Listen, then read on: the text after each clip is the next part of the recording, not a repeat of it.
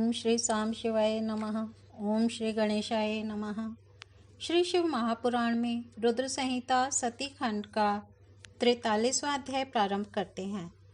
भगवान शिव का दक्ष को अपनी भक्तवत्सलता, ज्ञानी भक्त की श्रेष्ठता तथा तीनों देवों की एकता बताना, दक्ष का अपने यज्ञ को पूर्ण करना, देवताओं का अपने अपने लोकों को प्रस्थान तथा सती खंड का उपसंहार और महात्म्य। ब्रह्मा जी बोले, हे नारद, इस प्रकार रमापति विष्णु मेरे देवताओं, ऋषियों तथा अन्य लोगों के द्वारा स्तुति करने पर महादेव जी बड़े प्रसन्न हो गए। तब वे शंभु कृपा दृष्टि से सभी ऋषियों एवं देवताओं को देखकर तथा मुझ ब्रह्मा और श्री विष्णु का समाधान करके दक्ष से इस प्रकार कहने लगे। महादेव बोले, हे प्रजापति, हे दक्ष, मैं जो कुछ कह रहा हूँ सुनिए। मैं प्रसन्न हूँ। यद्यपि मैं सबका ईश्वर हूँ और स्वतंत्र हूँ, फिर भी सदा भक्तों के अधीन रहता हूँ। 4 प्रकार के पुण्यात्मा मेरा भजन करते हैं। हे दक्ष, हे प्रजापति, उनमें पूर्व की अपेक्षा उत्तरोत्तर श्रेष्ठ हैं। उनमें आर्थ, जिज्ञासु, अर्थार्थी और चौथा ज्ञानी है। पहले के 3 तो सामान्य भक्त हैं और चौथा विशिष्ट महत्व का है। इनमें चौथा ज्ञानी ही मुझे अधिक प्रिय है और वह मेरा रूप माना गया है। उससे बढ़कर दूसरा कोई मुझे प्रिय नहीं है। मैं सत्य सत्य कह रहा हूँ। वेद वेदांत के पारगामी विद्वान ही मुझ आत्मज्ञानी को ज्ञान के द्वारा जान सकते हैं। अल्प बुद्धि वाले ही ज्ञान के बिना मुझे प्राप्त करने का प्रयत्न करते हैं। कर्म के वशीभूत मूढ़ मानव न वेदों से, न यज्ञों से, न दानों से और न तपस्या से ही मुझे पा सकते हैं। आप केवल कर्म के द्वारा ही संसार को पार करना चाहते थे, इसलिए रुष्ट होकर मैंने इस यज्ञ का विनाश किया है। अतः हे दक्ष, आज से आप बुद्धि के द्वारा मुझे परमेश्वर मानकर ज्ञान का आश्रय लेते हुए सावधान होकर कर्म कीजिए। प्रजापते, आप उत्तम बुद्धि के द्वारा मेरी दूसरी बात भी सुनिए। मैं अपने सगुण स्वरूप के विषय में भी धर्म की दृष्टि से गोपनीय बात आपसे कहता हूँ। जगत का परम कारण रूप मैं ही ब्रह्मा और विष्णु हूँ। मैं सबका आत्मा, ईश्वर, साक्षी, स्वयं प्रकाश तथा निर्विशेष हूँ। हे मुने, अपनी त्रिगुणात्मिका माया में प्रवेश करके मैं ही जगत का सृजन, पालन और संहार करता हुआ क्रियाओं के अनुरूप ब्रह्मा, विष्णु और रुद्र नामों को धारण करता हूँ। उस अद्वितीय, भेद रहित, केवल विशुद्ध मुझ परब्रह्म परमात्मा में अज्ञानी पुरुष ही ब्रह्म, ईश्वर तथा अन्य समस्त जीवों को भिन्न रूप से देखता है। जैसे मनुष्य अपने सिर, हाथ आदि अंगों में ये मुझसे भिन्न है ऐसी परकीय बुद्धि कभी नहीं करता, उसी तरह मेरा भक्त सभी प्राणियों में भेद बुद्धि नहीं रखता।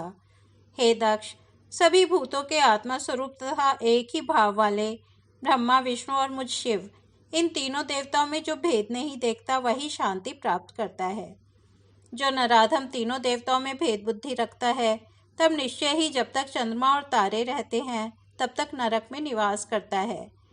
मुझ में परायण होकर जो बुद्धिमान मनुष्य सभी देवताओं की पूजा करता है, उसे इस प्रकार का ज्ञान हो जाता है जिससे उसकी शाश्वती मुक्ति हो जाती है।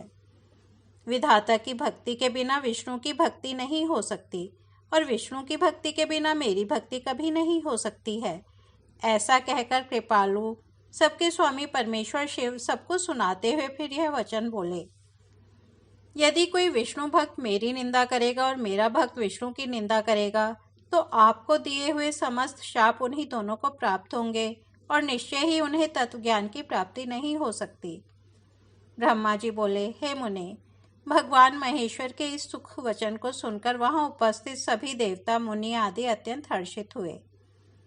शिव को अखिलेश्वर मानकर दक्ष कुटुंब सहित प्रसन्नता पूर्वक शिव भक्ति में तत्पर हो गए और वे देवता आदि भी शिव भक्ति परायण हो गए। जिसने जिस प्रकार से परमात्मा शंभु की स्तुति की थी, उसे उसी प्रकार संतुष्ट चित हुए शंभु ने वर दिया। हे मुने, उसके बाद भगवान शिव की आज्ञा पाकर प्रसन्नचित हुए शिव भक्त दक्ष ने शिव जी की कृपा से यज्ञ पूरा किया। उन्होंने देवताओं को यज्ञ भाग दिया और शिव जी को पूर्ण भाग दिया। साथ ही उन्होंने ब्राह्मणों को दान भी दिया। इस तरह उन्हें शंभु का अनुग्रह प्राप्त हुआ। इस प्रकार महादेव जी के उस महान कर्म का विधि पूर्वक वर्णन किया गया। प्रजापति दक्ष ने ऋत्विजों के सहयोग से उस यज्ञ कर्म को विधिवत समाप्त किया। हे मुनीश्वर, इस प्रकार पर ब्रह्म स्वरूप शंकर की कृपा से दक्ष का यज्ञ पूरा हुआ। तदनंतर सब देवता और ऋषि संतुष्ट होकर भगवान शिव के यश का वर्णन करते हुए अपने अपने स्थान को चले गए। दूसरे लोग भी उस समय वहां से सुखपूर्वक चले गए। मैं और भगवान विष्णु भी अत्यंत प्रसन्न हो भगवान शिव के सदा सर्व मंगलदायक सुयश का निरंतर गान करते हुए अपने अपने स्थान को सानंद चले गए। सत्पुरुषों को आश्रय देने वाले महादेव जी भी दक्ष से प्रीतिपूर्वक सम्मानित हो प्रसन्नता के साथ गणों सहित अपने निवास स्थान कैलाश पर्वत पर चले गए। अपने पर्वत पर आकर शंभु ने अपनी प्रिया सती का स्मरण किया और प्रधान गणों से वह कथा कही। विज्ञानमय भगवान शंकर ने लौकिक गति का अवलंबन कर अपने सकाम भाव को प्रकट करते हुए तथा सती चरित्र वर्णन करते हुए बहुत समय व्यतीत किया। हे मुनि, वे सज्जनों के शरणदाता, सबके स्वामी, अनीति न करने वाले तथा पर ब्रह्म हैं। उन्हें मोह, शोक अथवा अन्य विकार कहाँ से हो सकता है?